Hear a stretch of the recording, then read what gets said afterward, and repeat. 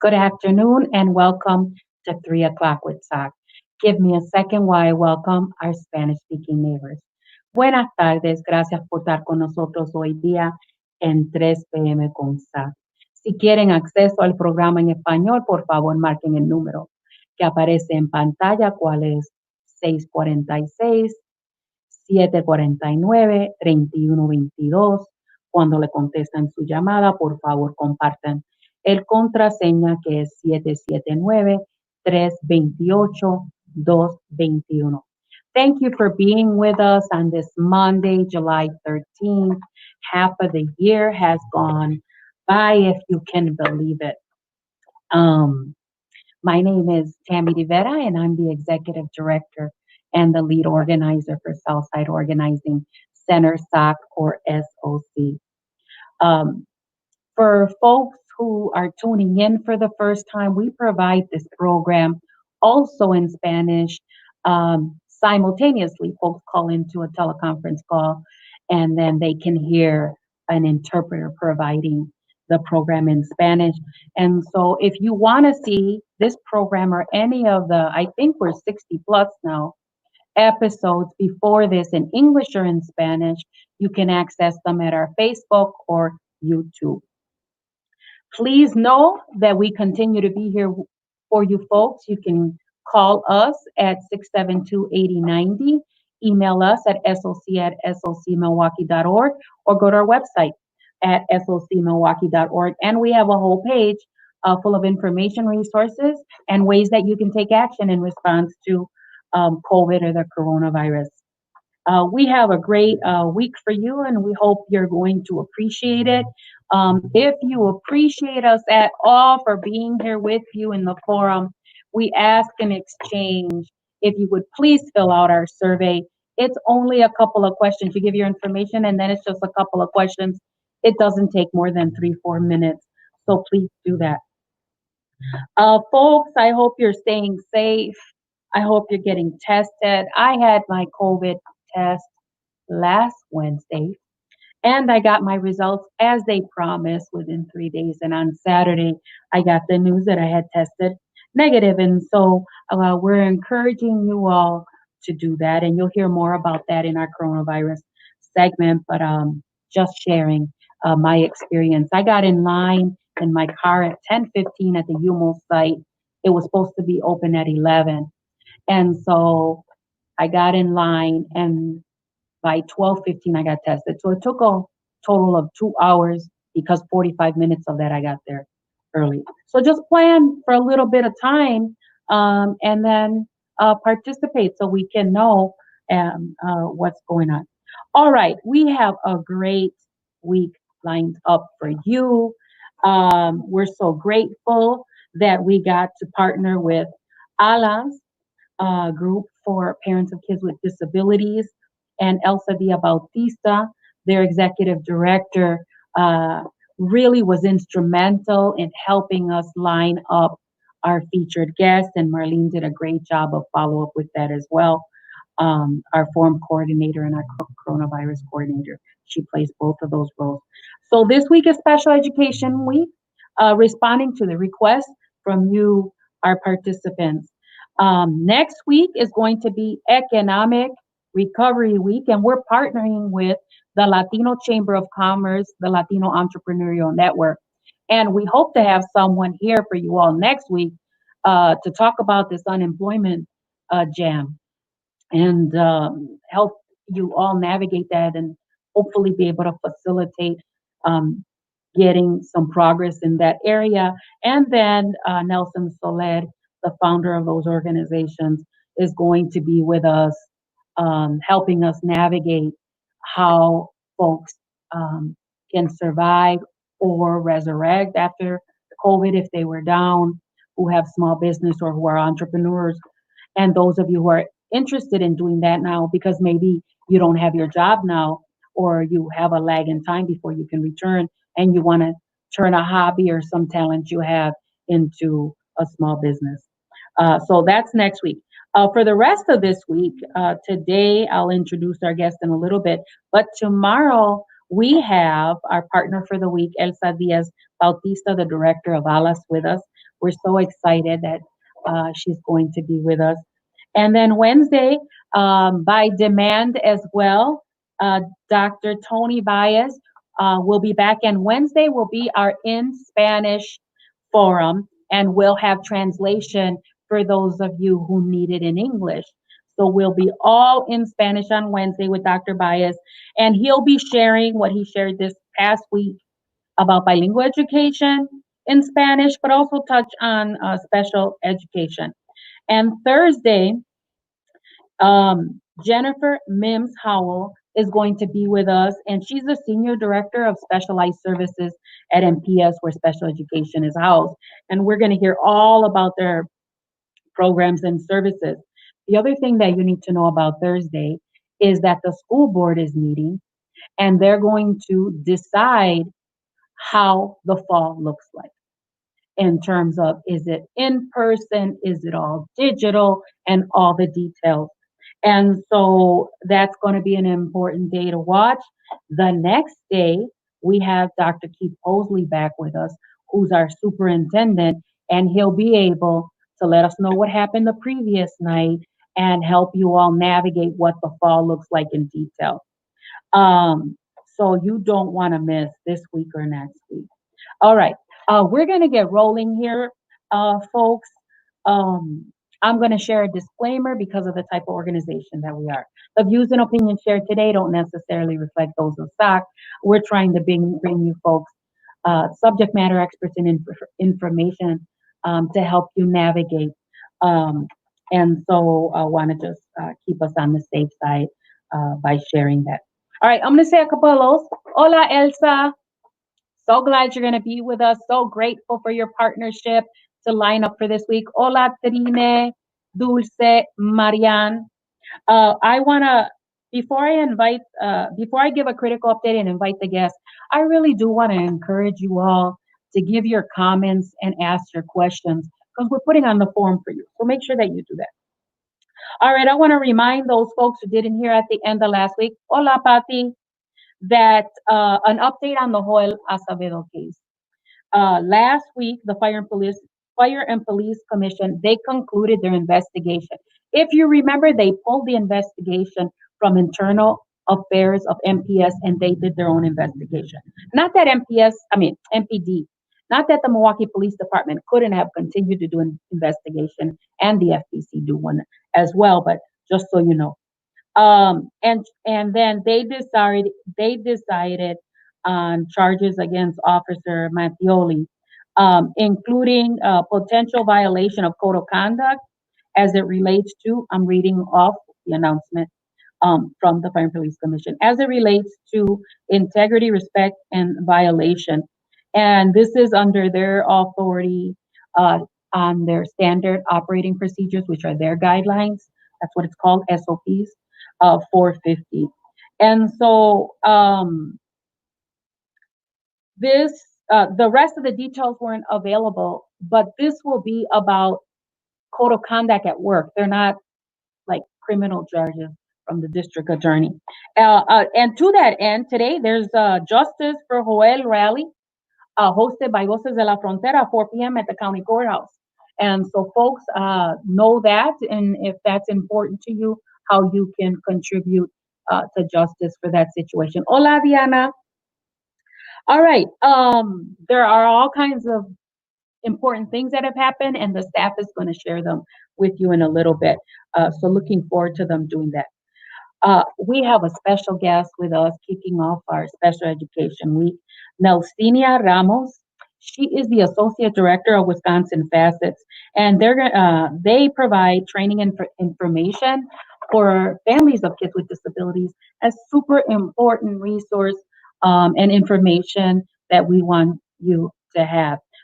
So with that, I'd like to invite her on so you all can meet her, and I'll be meeting her for the very first time as well. Hola, ¿cómo estás, Nelsinia? Unmute. Bien, muy bien, gracias por la invitación y por todas estas noticias que dio ahorita, estaba bien actualizada. Qué bueno, me alegro. All right, we have not had Wisconsin Facets on the program, so I'm so happy that you're here. I'm so happy that Alas helped coordinate you getting on. So tell us first, Nelsinia, what is Wisconsin Facets and what is its mission? Yes, Wisconsin Facets is a not-for-profit organization. We have federal funding from the U.S. Department of Education to provide training and information to those families who have children in special education. So even from 0 or since they're born until age of 22. We are technically a partner center or parent center with ALAS. It's just that Facets provides services statewide too, as well as Metro Milwaukee area. So we have similar roles. In ALAS provides more probably focused information for the families in the urban setting or urban Milwaukee. Great. Let me ask you, are these services for kids in MPS or kids in MPS and private schools? For all kids with disabilities in the school systems. So some of them, that's a really good question. There's some kids with disabilities that are in private settings, and we can still provide that information to them. The thing is that they might not have what we call IEPs, which is the individual plans that provide access to special resources or educational resources for them to be supported because of their disabilities. But we're statewide, yes, and it's not only MPS, it's for every school district. Any parent that have questions about special education can call, because unfortunately there's a lot of disputes about special ed. That's why there's a federal law. Yeah. And that's what we can do, which is provide information and maybe some suggestions on how to solve some of those issues, or maybe about the rights to disagree. That's some of the things that we do, which is mostly on the phone when they can call us statewide. We don't charge for our services again, but we also have a set of trainings. We have several webinars, including phone workshops as well for Spanish speakers, in which we actually tell them about their rights and provide some more information about all the different topics that we have related to special ed and disability related topics. That's good to know. So there isn't a cost for the programs. Right now, you're still providing them via webinars or phone. Correct. Right? No cost. We have the funding from the federal government to be able to provide services to families. So we are a cadre of parent centers, what we call, and they are available in each state. And it happens that Wisconsin has 2 parent centers. And that is your organization? And ALAS. And ALAS. For the Milwaukee area. Gotcha. Just wanted to make clear that for folks. And you were saying that you provide training, especially around parents and kids' rights in schools for special ed. Can you share a little bit about those rights, like globally, so people get a sense? Because we might have some people who are hearing for the first time about special ed, about your organization, and that they have rights. Correct.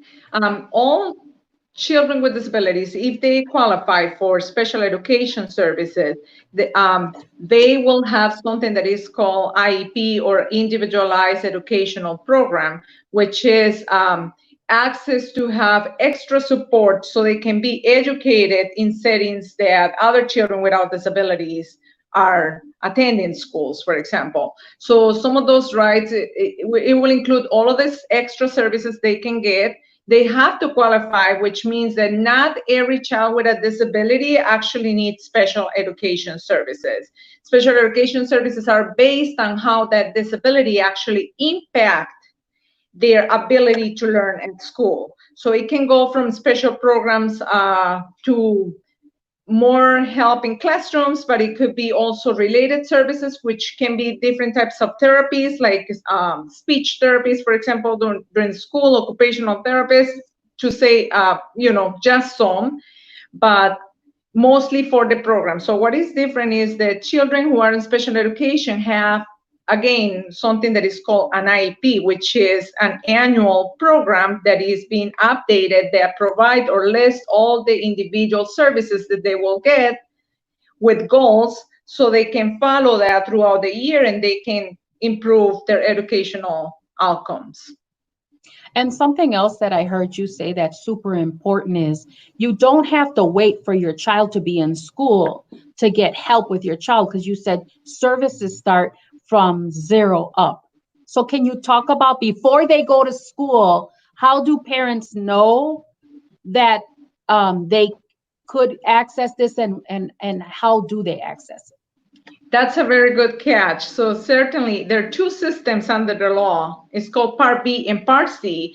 In Part C is what we usually hear as birth to 3 programs. Birth to 3 programs. Which parents have that right. But once they turn 3, it might be a transition to the school system. So children in special education, if they transition, they can actually start school services at the age of 3, which is not for regular education. But for some children, they could be evaluated for services at the age of 5. So not every child that has a disability receives services at early age. So we cover both. We continue. It's very similar parental rights that they have, but mostly is about accessing services and also knowing how to disagree on decisions that are being made as a team for services for these children. And the most important is that parents have a lot of weight in what is being provided and said. So that's what FACETS does, which is empowering them so they know that they can advocate for their children's services too.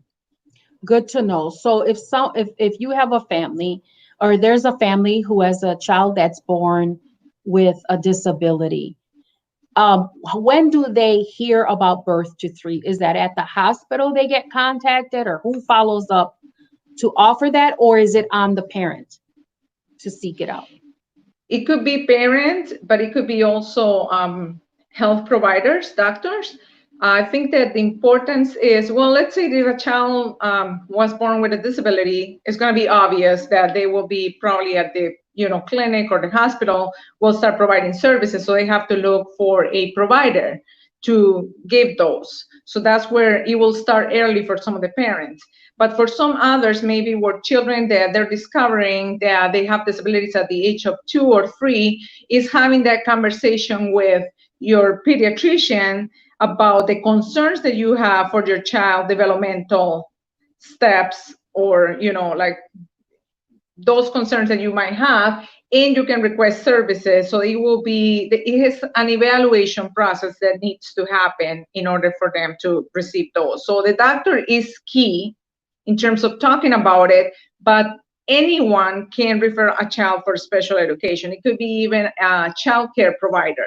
Thing is that even if they refer those, the parent will be contacted, and no evaluations can go on if the parent doesn't provide the permission to go with those evaluations. So it is a process. There is a procedure, there are timelines with that, and that's what we are here to help. So to explain how do you do the referrals and how long is it going to take, to be sure that it only takes the 60 days they're supposed to be to getting them done, and how other options that might be available out there in case the child doesn't qualify, for example, and the parent is not in agreement with that. How can you actually appeal that decision, or maybe requesting some other information that will be, to try to see if the child qualifies itself. So that is just the first piece. It's more the qualifying for services, but then the conversation about placement, where these services will be provided, that happens after the qualification meeting. Yeah, so folks, it's important to know if you are experiencing, or you have a friend or loved one who has a child with a disability, just to be aware of the Birth to 3 program, and that anytime from birth forward, if there is a need for exploring special education, the parents can request that, right? At any given time, even when a child is older and they might not have been diagnosed, something could come up and they could request that. And so what's really neat about hearing about your mission and your programs is it's overwhelming to have a child with disability sometimes. And it's there's a lot of fear and unknowns. So knowing that there's an organization that'll sort of walk people through and be at their side, I'm glad to hear that that's available for folks that can be so overwhelming. Right. That's right. I think it's important to mention that even the stigma about having the name of special ed, that's why it's individualized. It's not, I mean, it can go many different ways. Not because a child has the same disability or the same age will receive the same services. Special education is, we're very fortunate to have a law that supports inclusion. So it's to be providing the most inclusive settings with children that don't have disabilities. It could be just one class, it could be full-time all day, depending on what the child needs. It could be just a service that they need that might not be needed eventually. But yeah, so I think it's important not to be deceived that children with disabilities might look different way, because there are many hidden or invisible disabilities out there that could be supported, including emotional and social disabilities. Great. Are there costs to a parent who gets special ed services from the educational system? Not at all. There is a foundation on the IDEA, which is the law. It's the Individual with Disabilities Education Act. So the foundation of that is something called FAPE, which means Free Appropriate Public Education. So it should be available at no cost to parents. Once again, not because the child has a disability means that all the children will need special education services. You have to qualify for those. Don't think that it's hard. They're going to be looking, they're not going to be looking at the label, what the type of disability. They're going to be looking at how, again, the needs affect their learning. So it could be even like somebody not being able to drive. So is there a device that can help or assist the child to get what the other kids are receiving at the same time? That's one of the examples, but yes, it's no cost to it, and it may look very different from one kid to the other. And it also is not only academic, could be social, but also it could be even for older kids when they are transitioning to the adult world, could be like employment training as well.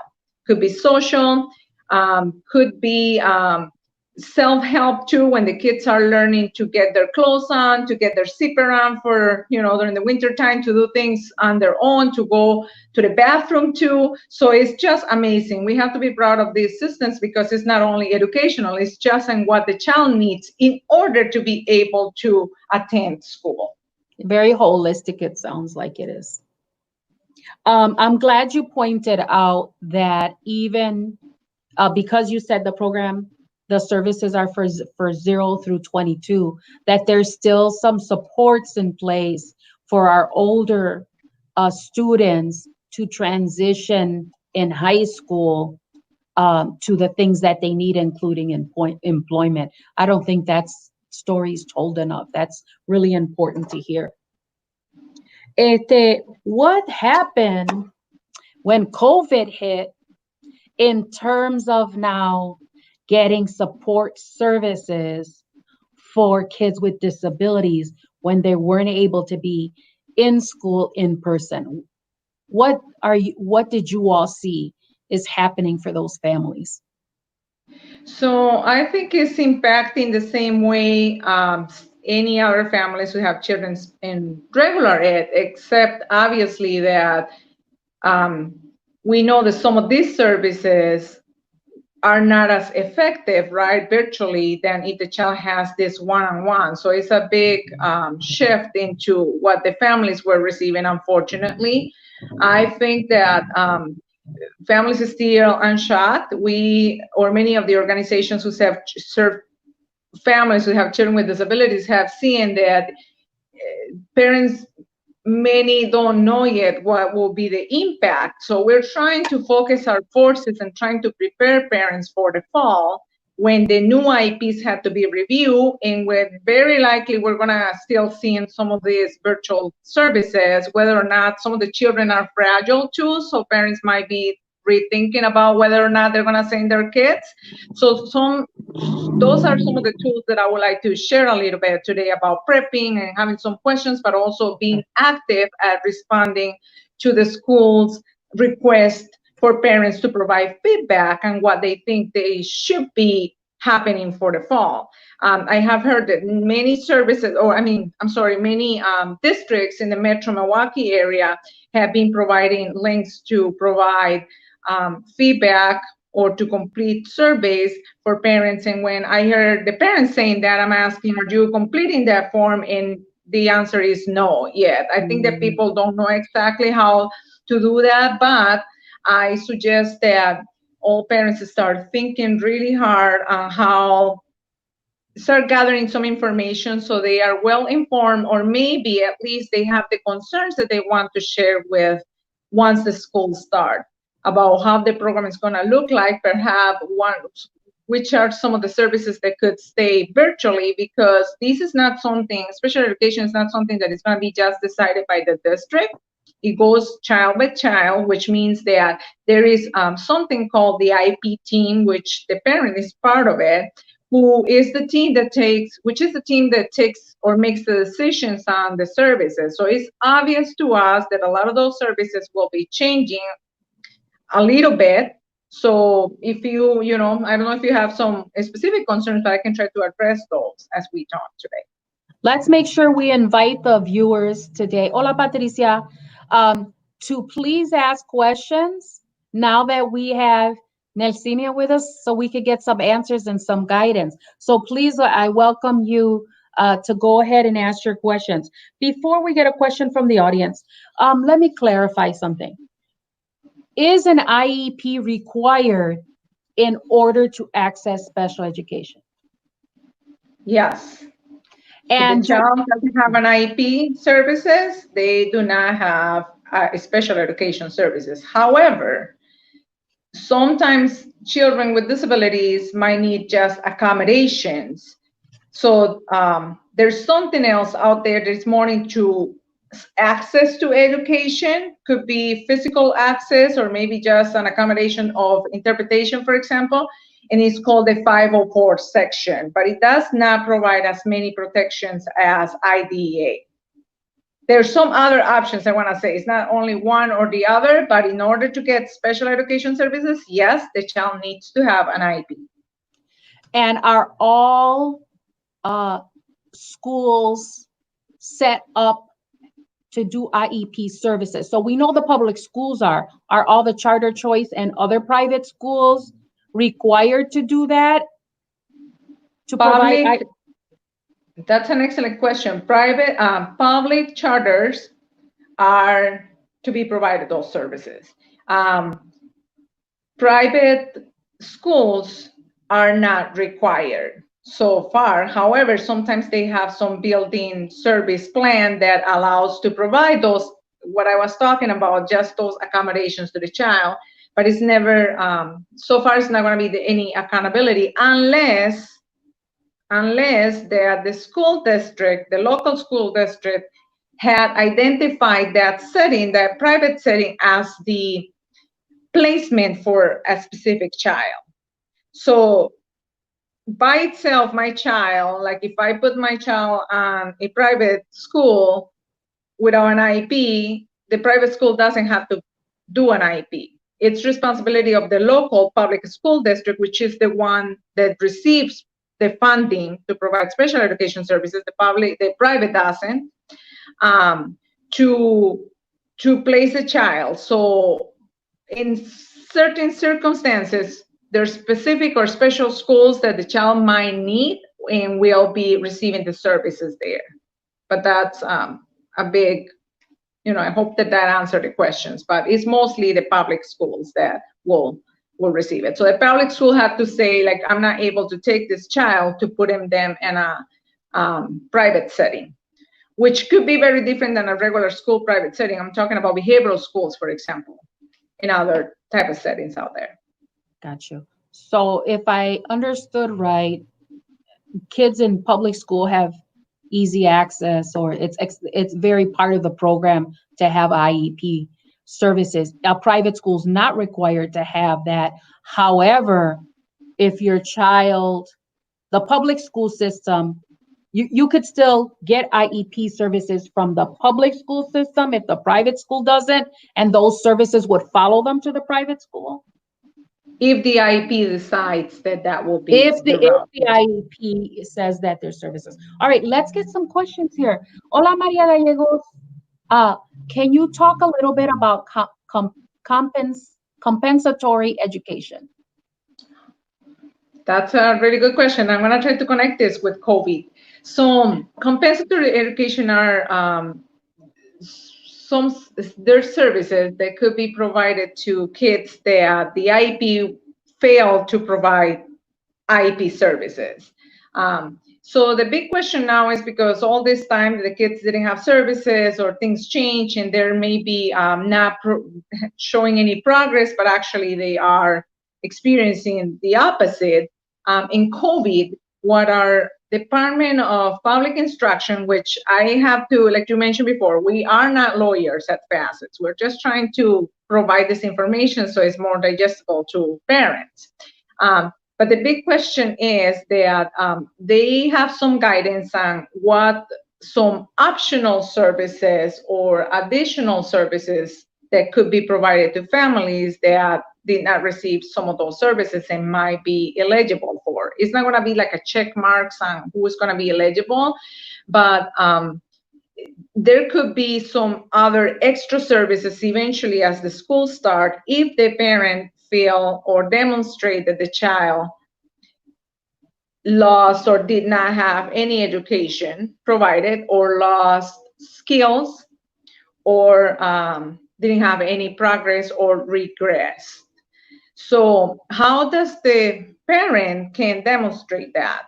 That's tricky, because let's remember that we have an IEP plan that has specific goals to each of the plans. So technically you have to think about goals. Is my child meeting this goal? Yes or no?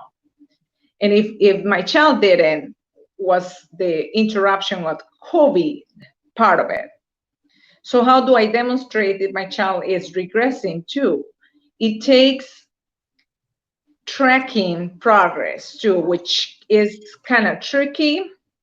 I think that I have seen some tracking sheets out there. They're not the most like parent friendly, but the way that I want parents to think of is how much of the attention the child is getting, or not giving up on services. I heard a comment from a parent saying that, oh, you know, like my child started really well, but week number 2, the behavioral issues were so high because the interruption of the routine and not understanding what was happening. So the parent gave up on services, or said, don't send me any more assignments because I'm not going to be able to do those.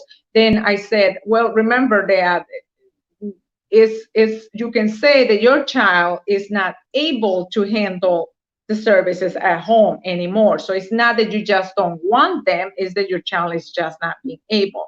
So having in mind, if the child was doing something 5 days a week, or going to the bathroom on their own, or maybe with the math or the coloring skills and all that, and then you're still seeing that less and less is happening, that's when it's good to start writing all those details so you can communicate those to school. So we have to become investigators, you know, trying to check and being behind on not only academics, but behavioral issues. Because when school starts, that's what the parent will be reporting, and it's going to be more like, how long did it take? Is it 3 times a week, or is it actually once a month that that's happening? So we have to start thinking about that, like how often it happens, for how long too, if the child has behavioral issues, in thinking if there's a connection with those and the interruption of services at home. Some of the services obviously have been provided virtually, but sometimes the child wasn't ready when it was time for that, or maybe the child couldn't do half an hour, it was doing 15 minutes, or maybe the child is having a meltdown that is not even able to access the service for a full week. So those will be things that will be really important to talk to the school about it. And so what I want to say, going back to the question, is a little slight different, the way that they're calling those compensatory services. Just because the school purposely did not fail to provide those is because of the situation of COVID. But it will be, there is actually a bulletin available on the DPI website. The website is dpi.wi.gov. They have a search window there that if somebody type in their additional services due to extended school closures, it will provide a Q&A about an explanation what this additional services might imply or look like for each child. So that will be probably, like a 1-hour workshop that I'm not even, like, we have one from the Department of our State Department of Ed, one webinar that parents can listen to. But I also want to invite that and I provided this information before to you, we have a recording, and we have also a coming up webinar on August 11th, in which we have a lawyer, Jeff Spitz-Ratznick, talking a little bit more about how parents can actually, access those services, and a little bit more about the rights that they will have in terms of IEPs and where they're standing from. So our webinars are free. If somebody says, that the technology is an issue or something, you also have a phone number that you can listen to it, but also they're available on our website, or you can see it even on our Facebook. You just register and you can see it on your own. If you're registered and you're not able to attend, you will still get a link to the presentation after the webinar. And this one, again, is for August 11. I think that it will be for anybody that will be interested in learning the most updated information, this will be a training that you want to attend. This is great. I hope that answered the question. Yeah, this is great, and we'll make sure we share it on our communications. So what it sounds like is, if you have a child who's in special ed, you should be recording any loss of the gains they have had in education, any loss or challenges during COVID. And if you can demonstrate that, you may be eligible for additional compensatory additional things to help respond to that. Is that what's happening? Correct. Okay. Correct. Muy bien. Correct. Okay. It may not look like, even during the school day, it could vary. This is again a lot of information, but it could be even a program aside, a different program. It's just extra things that will support, because they are concerned about children with disabilities to continue their progress when we know that things are not the same anymore and they're not getting education as much as they used to. So it could be other things that meanwhile could be provided to the child. But you are totally right. Yeah, they're tracking the services, because I think that should be a question once they start school. So that's why we need all this prep. And it doesn't mean that it had to happen immediately now that we start school. It could be eventually, it could be decided like as school starts, and maybe we confront another closure or something. So those are things that we want parents to start thinking about. Okay, we have just a few more minutes left. Let me just see what we have here. Elsa, that question was from Ibelis. Gracias, Ibelis Perez. Many of our ALAS families are expressing that they're not comfortable or ready to send their child back to school for various reasons. But at the same time, they're recognizing that virtual education is not a good option for their student. Then what do you think is going to be resolved? We acknowledge that there's not much room, unfortunately, right, to go. I suggest that, I think, working closely with the school district, which you're going to have somebody from MPS at the plan, I think they acknowledge too how the technology and the virtual or the virtual education is impacting our families. What I'm gonna say is that we have tons of different resources, research-based resources posted on our 2 Facebook accounts in Spanish and English, in which provides information for the distance learning, that's what we are calling it now, for families, including the Spanish-speaking families. So we just posted today too, a tool. We don't have them on our own. We're trying to collaborate with other parent centers to get some of the tools. And there is a checklist that has been posted today that lists a number of questions for parents to consider before they send their children back to school, because exactly of that comment that you just read to me. Acknowledging that maybe some children are not going to be ready for that, or maybe they health concerns. So it's to help parents to prioritize how they're going to be reporting and what they think. Remember, they are the most important person on the IEP team. So if they start thinking and having their own ideas, these are things that can be discussed with the IEP teams. I acknowledge that, unfortunately, technology and the virtual learning or distant learning is impacting really bad some of the families. I think as we go through, like trying to learn a little bit more and maybe communicating those to the district so they can start finding different ways in which they can train parents more, or try to make it easier for everybody. Facets is committed to learn into that more too, and anytime that's why we're trying to identify all these tools, and even if some of the tools don't look parent friendly, we should be able to work with the parent on the phone to translate that information so they can communicate their needs and their asks to the school districts. And then, hola Dulce, Diana, and Elsa again. The webinar, Nelsinia, is it going to be in Spanish, or is there a Spanish version of it? No, we don't have it. It was just scheduled so quickly that we did not have that accommodation, but I'm looking into some options for cart services, perhaps. We don't have many. We can try to have interpretation services on it. We're just looking into it. It was like a matter of 7 days when the first one happened, and then we're doing, because there were so many people that participated, that we're doing a follow-up. Yes, so far we're looking into have the translation in Spanish, and we need to, I'm working on that right now. Yeah. It goes with the providers, it goes with the legal terms that we're using too, and it's a process. We have to figure that out, but I'm thinking that maybe for the updated one, we might have some subtitles. That's what we might need to have. So, or you can do what we're doing, and we have a simultaneous line right now. There, we have an interpreter who's providing all that we're saying in Spanish, and then folks are viewing us, but they're listening to the interpreter in a teleconference call. That's I will look into it. Yeah, you could follow up with us.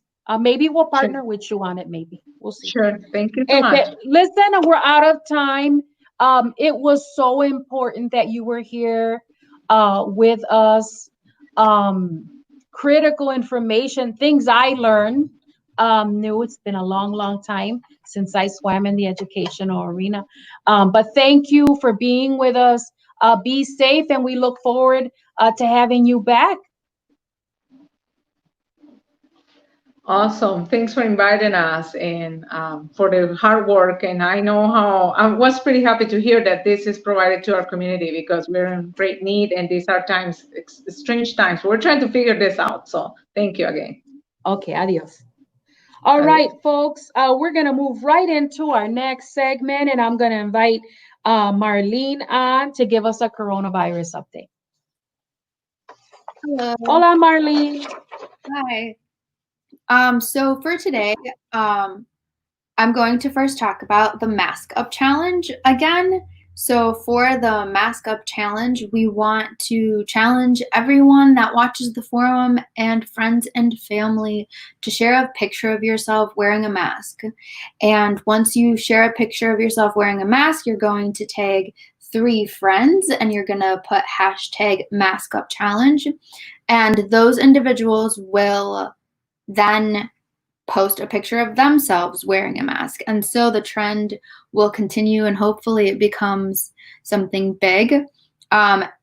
If you can see, those are pictures of our SOC members and SOC staff that have pledged to stay away from not wearing their masks and wear their masks everywhere they go, because we're in a dire need to decrease numbers. And when you wear your mask, it can affect the way that you spread COVID-19. The next thing I'm going to talk about real quick is that it's just a quick update. The Walgreens on 620 Oklahoma Avenue is now appointment only. So you can't just drive through and get COVID testing done. You need to call them and make an appointment. And that's all I have for today. Thank you, Marlene. Appreciate you. We're going to roll right into our next segment and invite on our Civic Engagement Manager, Gabe, who has really important information to share. You're going to want to hear this. Yes, and this is actually coronavirus related, so great to transition right after Marlene.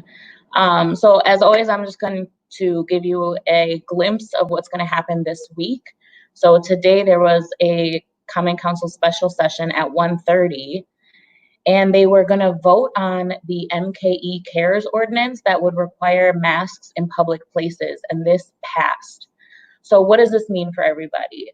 I'm just going to read through what this ordinance says so you can get an idea of what you have to do both indoors and outdoors. So the ordinance says, for the duration of the Moving Milwaukee Forward health and safety orders, any person 3 years or older who is present in the city of Milwaukee will have possession of a face covering when the person leaves home. When indoors, they must wear the face covering whenever the person is in a building open to the public, so grocery stores, restaurants, libraries, whatever is open to the public. And when outdoors, they must wear the face covering whenever the person is in an outdoor public space and within 6 feet of any other person who is not a member of the person's family or household. So if you're in someone's backyard, no, you don't have to wear a face covering, but if you're in an outdoor patio or if you're at a park and you come to be within 6 feet of someone who's not in your family or someone that lives in your household, you will have to wear a face mask. So part of this ordinance says that you have to have it when you leave the house. So even if you won't be able to say, for example, oh, I didn't know I was going to come within 6 feet of somebody outside, because it's expected as part of this ordinance that you have a face mask, face covering of some sort when you leave your home. And also important to keep in mind that something that passed also during this meeting is there's a resolution that will create a program to provide face masks to all MKE residents who request it. So in addition to passing an ordinance that would require face masks, they are also passing something that would provide face masks to people to make sure that nobody is disparately given a citation for this. And it's not the MPD that will be issuing citations for this. It's the Milwaukee Health Department that would be the person you call if you see something or want to report something. So keep that in mind. We'll definitely be providing more information on that in the coming days, especially with the locations of where you can pick up masks. As of now, we know it will be police and fire stations and other public places like libraries and things like that. But we will definitely keep you all posted on locations of where you can get those masks as they come out. And the list is growing. Then tomorrow we have a licenses committee meeting at 9 a.m. and a Board of Health meeting at 5:30 p.m. And just like Dr. Kowalik gives updates on our forum, at this Board of Health meeting, she will be giving updates about the recent outbreaks, targeted mitigation efforts, providing masks to all residents, and the Moving Milwaukee Forward plan in general. Then Wednesday, we have a Public Works Committee meeting at 9 a.m. Thursday, a Public Safety and Health Committee meeting and at 9 a.m. and then a Fire and Police Commission meeting at 5:30 p.m. after the executive session at 4:30. And then something else I just want everyone to know is that they are increasing the pay for election workers or poll workers. So it's an increase of $100 a day. Before it was $130 a day, and now it's going to be $230 a day. So definitely get signed up to be an election worker, get this money that they're offering. They were able to increase the pay thanks to a grant that the city received. So that is going to be in the comments. The link to apply to be an election worker is going to be in the comments. And that's just milwaukee.gov/help Milwaukee vote. So yeah, definitely apply to help us get these poll places opened and staffed and to have a smooth election. And then also, speaking of polling locations, the city is scheduled to have 171 polling places for the August 11th election, which is amazing compared to the 5 that we had for the April election. So that's really good news. And hopefully we'll have even more for the November election. But yeah, definitely get signed up so we can staff these 171 polling places.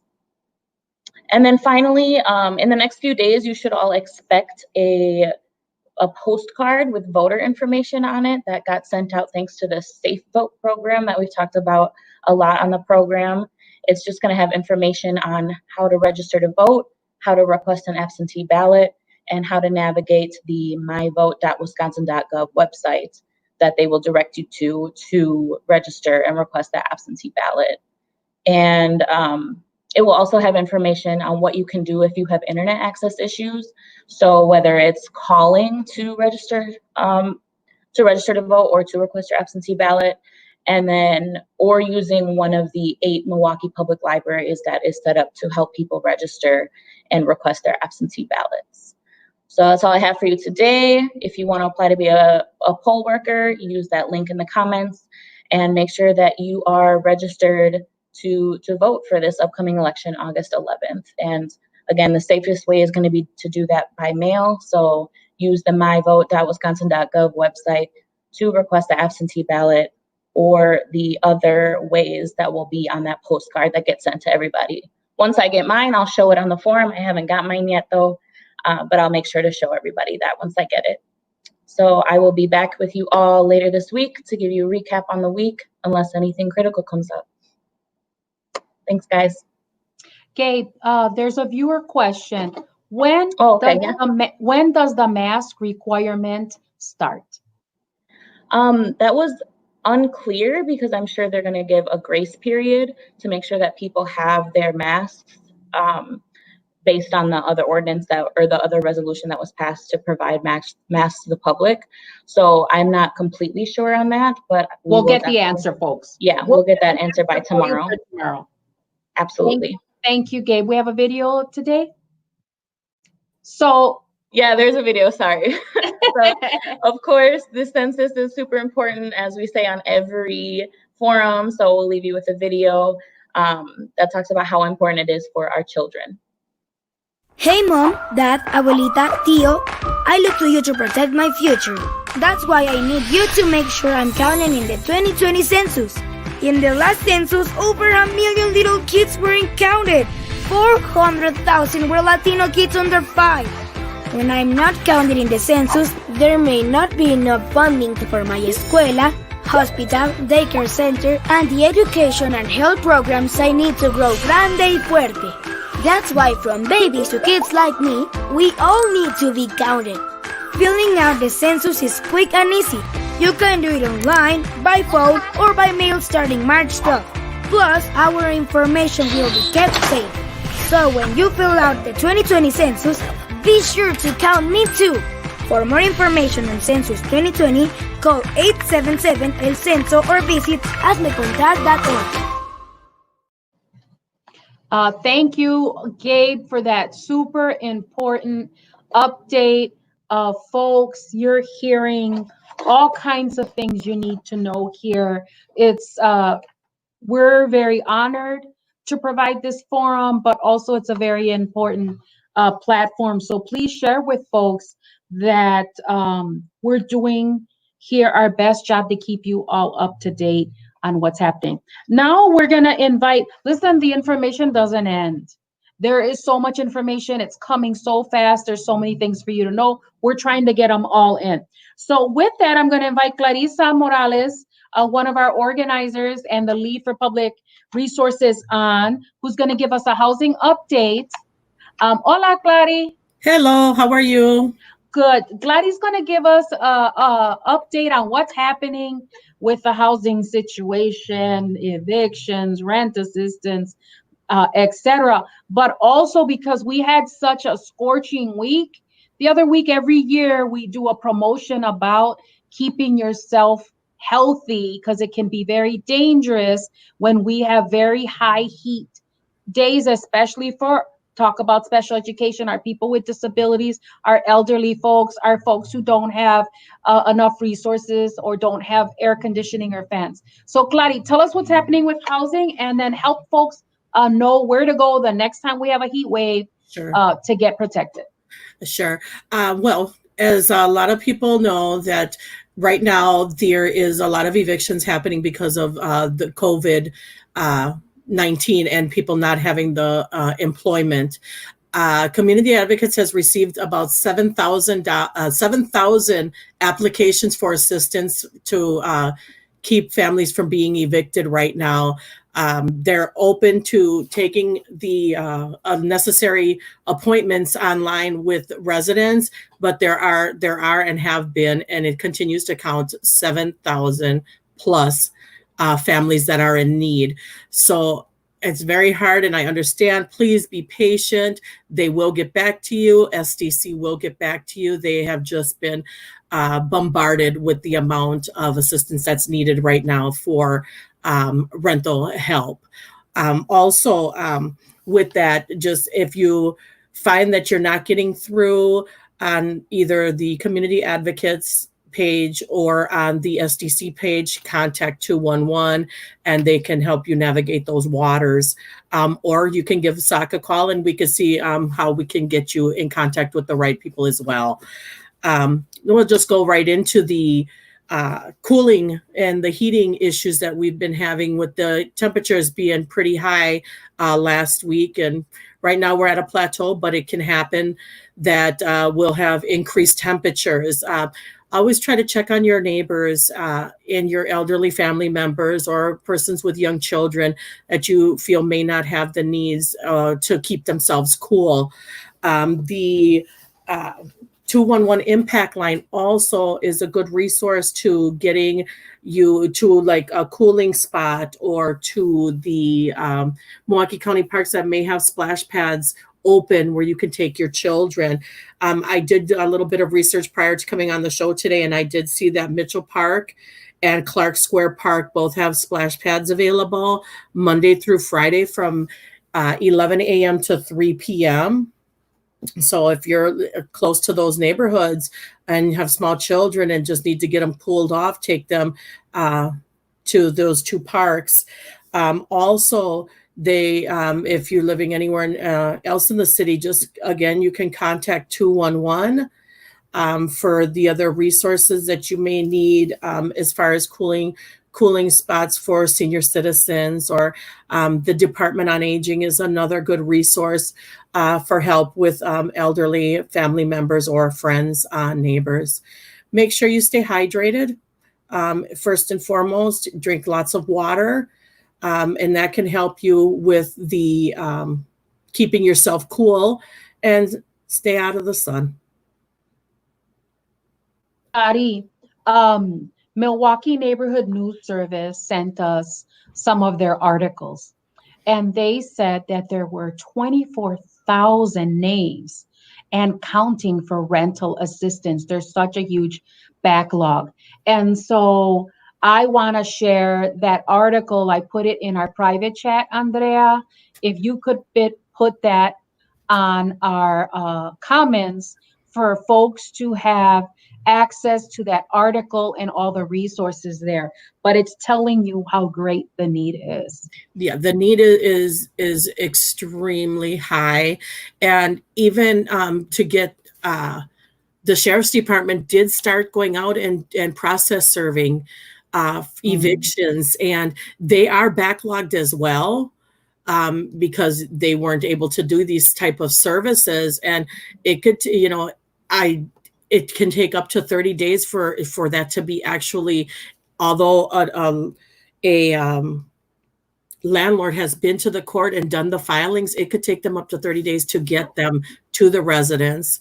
I'm not really sure. I'm going to talk with some people at the court, and probably by the end of the week, we'll have some more information on how that process is going in the court as well, being that everything's being done virtual. Yeah, so what we're going to do is Clarisa's part of a coalition of folks working together on housing and staying up to date.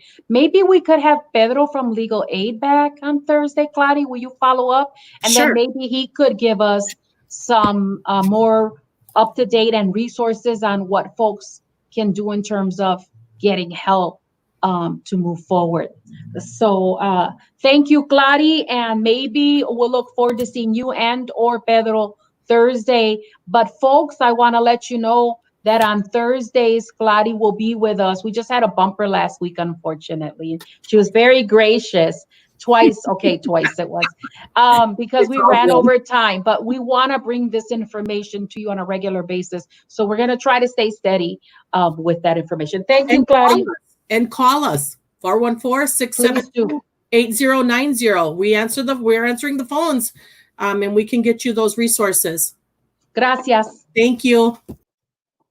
All right, folks, I'm going to invite on Marisol Diaz, our communications manager, to remind us about our surveys. Has this live forum been informative and useful to you? What part of the forum could be improved or changed to make it better? Please take a quick survey that's located in the comments section so that we can keep 3 o'clock with SOC going for residents. Thank you for tuning in.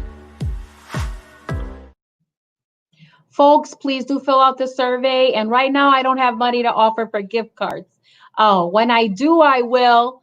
Right now, it's just going to have to be love. Thank you for being with us. I want to remind you that you want to be with us for the rest of the week because tomorrow, Elsa Diaz Bautista, Director of ALAS, is going to be on.